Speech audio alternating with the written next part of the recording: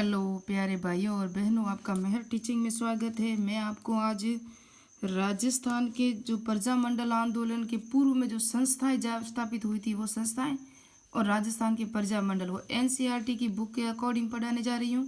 और मैंने ये सारे नोट्स बनाए और ये एनसीईआरटी की बुक से ही बनाए हैं। मैं आपको बता दूंगी कि कौन सी बुक है, वो अभी बता दूँ मैं आपको।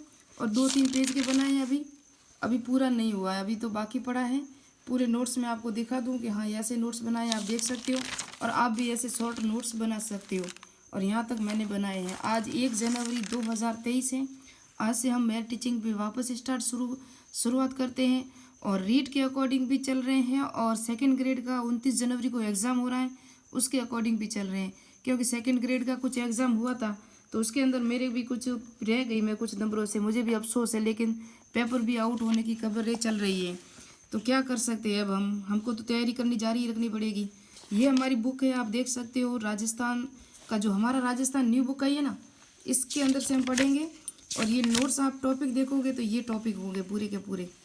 ये एनसीईआरटी की बुक अथॉरिटी बुक है, आपको कहीं जाने की ढूंढने की जरूरत नहीं है। इसमें आप रीड भी लगा सकते हो। तो जन जागृति और प्रजामंडल है। राजस्थान में प्रजामंडलों की स्थापना, जोधपुर जन आंदोलन, बीकानेर के जन आंदोलन, जैसलमेर, कोटा वगैरह सब दिया हुआ ना, देखो भरतपुर आंदोलन, करौली, जितने भी दिए हुए सारे आंदोलन हैं। और यहाँ से हम पढ़ेंगे। मैंने नोट्स कहाँ तक बनाए हैं तो मैं बता दूँ अभी आपको।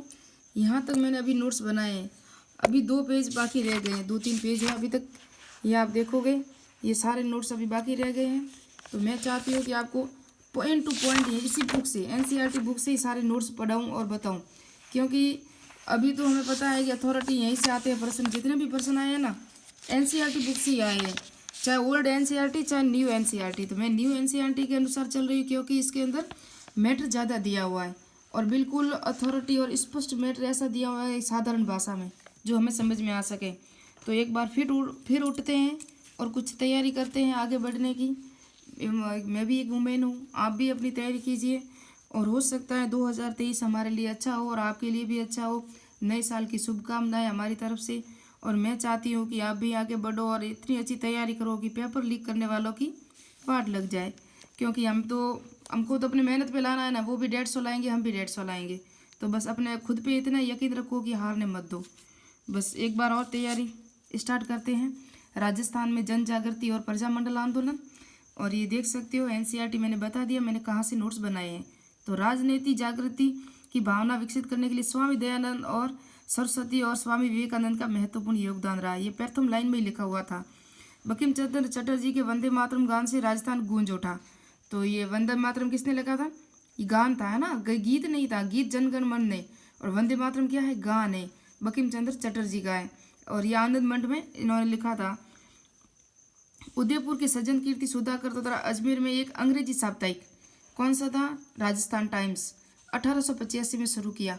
तो ये राजस्थान टाइम्स है ना, इम्पोर्टेंट है। सज्जन कीर्ति सुधाकर ने स्थापित किया था। सज्जन कीर्ति उदयपुर से थे, लेकिन इन्होंने ये जो समाचार पत्र स्थापित किया था ना, ये अजमेर से किया था 1885 में। क्योंकि 1885 को एक और घटना आपको याद हो तो 1885 को राजस्थान भारतीय राष्ट्रीय कांग्रेस की स्थापना हुई थी, आपको याद है तो।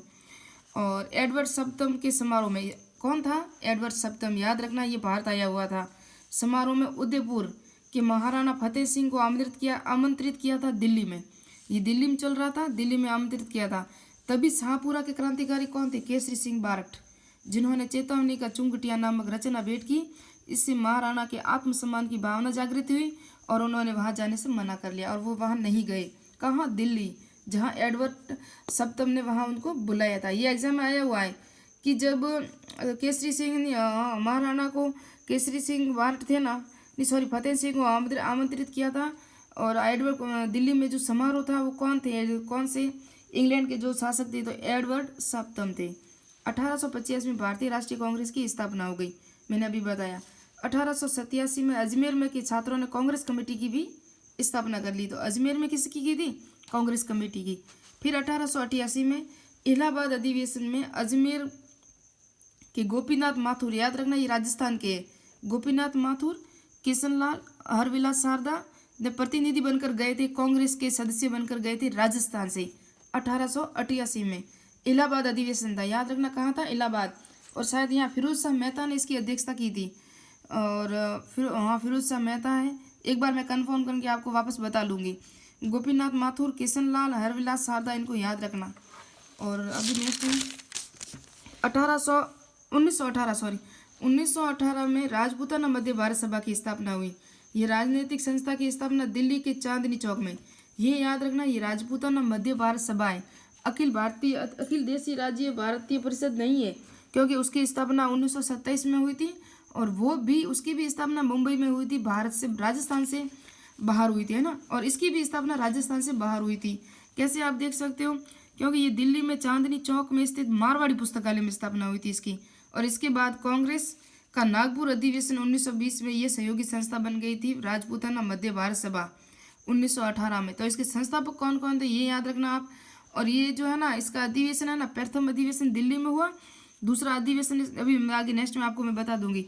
चलो संस्थापक देखते हैं। गणेश शंकर विद्यार्थी था, विजय सिंह पथिक थे, और जमनालाल बजाज, चांदकरण शारदा, गिरधर शर्मा, स्वामी नर सिंह देव सरस्वती, ये सब एनसीईआरटी में दिया है। लेकिन इसके अंदर केसरी सिंह बारट भी थे, और अर्जुन सिंह, केसरी सिंह बारट, प्रताप सिंह बारट, वो भी इसमें संस्थापक में साथ थे। लेकिन ये एनसीईआरटी में इतने ही दिए हुए थे, इतने ही हमको याद रखना है। राजपूताना मध्य भारत सभा का दूसरा अधिवेशन कहाँ हुआ था? प्रथम अधिवेशन हमने देख लिया, दिल्ली में चांदनी चौक के मारवाड़ी पुस्तकालय में हुआ था। अब द्वितीय अधिवेशन है ना, दिसंबर 1919 में अमृतसर में संपन्न हुआ था, ये याद रखना। द्वितीय 4 अधिवेशन हुए, चारों अधिवेशन को याद रखना, वेरी इंपॉर्टेंट है। तो द्वितीय अधिवेशन 1919 में अमृतसर में संपन्न हुआ। तीसरा अधिवेशन मार्च 1920 में जमनालाल की अध्यक्षता में अजमेर में हुआ था। तो पहला भी हमारे भारत राजस्थान में नहीं हुआ, दूसरा भी नहीं हुआ। तीसरा अधिवेशन है ना, वो राजस्थान में हुआ था, अजमेर में हुआ था, जमनालाल बजाज ने इसकी अध्यक्षता की थी। चौथा अधिवेशन दिसंबर 1920 में नागपुर में कांग्रेस अधिवेशन भी हो रहा था। जब नागपुर का कांग्रेस अधिवेशन है ना हो रहा था ना कांग्रेस में, वही उसी वक्त चौथा अधिवेशन भी राजपूताना मध्य भारत सभा का हो रहा, साथ में किया था नागपुर में चौथा अधिवेशन। चौथे अधिवेशन की अध्यक्षता किसने की थी? ये इंपॉर्टेंट है, कई बार आया हुआ, क्योंकि नरसिंह चितामणि थे ना केलकर, इनको निर्वाचित किया था चौथे अधिवेशन के लिए। लेकिन वो कितनी कारणवश से वहाँ नहीं पहुँच पाए, इसलिए नागपुर नहीं पहुँच पाए।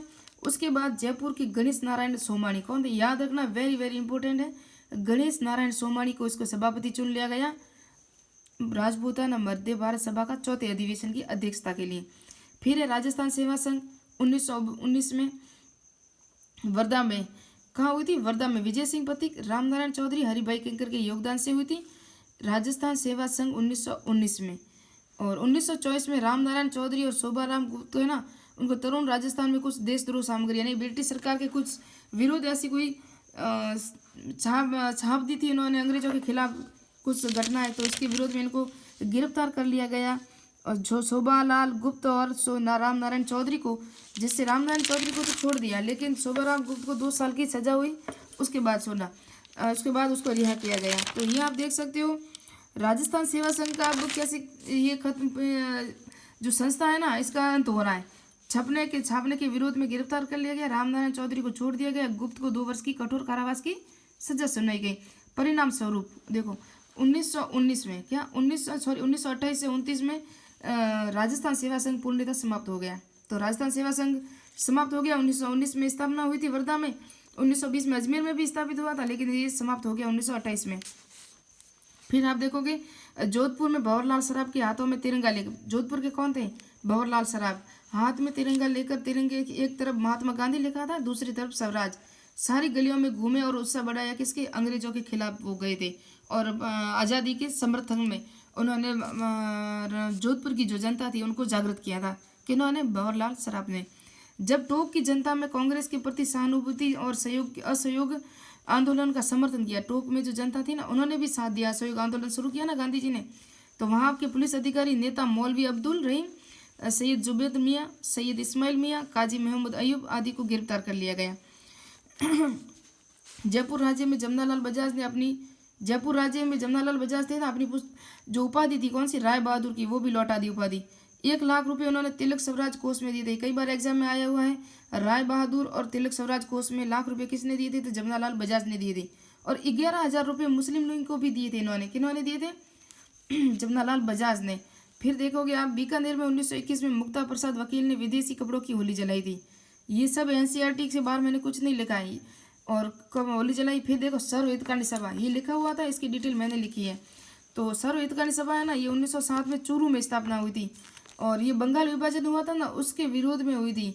बंगाल विभाजन नहीं करना था, इसी के विरोध में सर्व हितकांडी सभा हुई, स्थापना हुई 1907 में चूरू में, स्वामी गोपाल दास और पंडित कन्हैयालाल की अध्यक्षता में। ये इनके सहयोगी थे इस संस्था के। फिर विद्या प्रचार की सभा चित्तौड़गढ़ 1911, हरिभाई किंकर थे ना, उन्होंने की थी, किसकी, विद्या प्रचार की सभा की स्थापना की थी। इनका उद्देश्य था कि राष्ट्रभक्त नागरिक तैयार करना। विद्या प्रचार की सभा चित्तौड़गढ़ में, याद रखना, वेरी इंपॉर्टेंट है। और उसके बाद आप आगे नेक्स्ट देखोगे, कुछ थोड़ा सा ही रहा है। 15 मार्च 1921 को अजमेर में द्वितीय राजनीतिक सम्मेलन हुआ था। 15 मार्च 1921 को अजमेर में द्वितीय राजनीतिक सम्मेलन हुआ, जिसमें मोतीलाल नेहरू उपस्थित थे। मौलाना शौकत अली ने इसकी अध्यक्षता की थी। तो द्वितीय राजनीतिक सम्मेलन की अध्यक्षता किसने की थी, शौकत अली ने की थी। और विदेशी वस्त्रों का बहिष्कार किया। चांदकर्ण शारदा, अर्जुन लाल सेठी ने भी भाग लिया था इसके अंदर। उसके बाद प्रथम विश्व युद्ध के राजस्थान में नरेशों ने तन मन धन से ब्रिटिश सरकार का साथ दिया था, हमें पता है, सहायता प्रदान की थी। बीकानेर के महाराजा गंगा सिंह को जर्मनी के संधि वार्ता के भाग लेने के लिए, भारत का प्रतिनिधित्व करने के लिए पेरिस भेजा था। ये वेरी वेरी इंपॉर्टेंट है। बीकानेर के महाराजा को भेजा था, क्योंकि महाराजा कौन थे, प्रथम विश्व युद्ध की समाप्ति पर नरेंद्र मंडल, ये नरेंद्र मंडल के अध्यक्ष भी थे, चांसलर थे, की स्थापना की गई। इसके प्रथम चांसलर महाराजा गंगा सिंह थे। और अंग्रेज अधिकारी कौन थे, लॉर्ड रीडिंग थे। और उसके बाद नरेंद्र मंडल की स्थापना 1921 में हुई थी। और नेक्स्ट में हम पढ़ेंगे कुछ इंपॉर्टेंट और संस्थाएं जो पहले परी दी हुई है हमारे इसी बुक के अंदर, देखेंगे। और यहाँ से स्टार्ट करेंगे, कहाँ तक पॉइंट रह चुका है, कहाँ से है, तो ये देखते हैं हम। अभी यहाँ तक तो मैंने किया है सब, यहाँ तक की नोट्स बनाए। अभी उसके बाद मैं यहाँ के नोट्स बनाऊंगी और मैं आपको साथ शेयर करूँगी। मिलते हैं नेक्स्ट वीडियो में। 1 घंटे में सारा पॉइंट होना चाहिए, कोशिश तो कर रही हूँ मैं। 10-10 मिनट के 3-4 वीडियो आ जाएंगे तो पूरा हो जाएगा नोट्स के साथ। मिलते हैं नेक्स्ट वीडियो में। खुश रहिए और अपने आप को मोटिवेशन रखिए। नए साल है, नए साल नई उमंग के साथ, नए विचारों के साथ, नई उम्मीदों के साथ और नई योजनाओं के साथ। जय हिंद, जय भारत।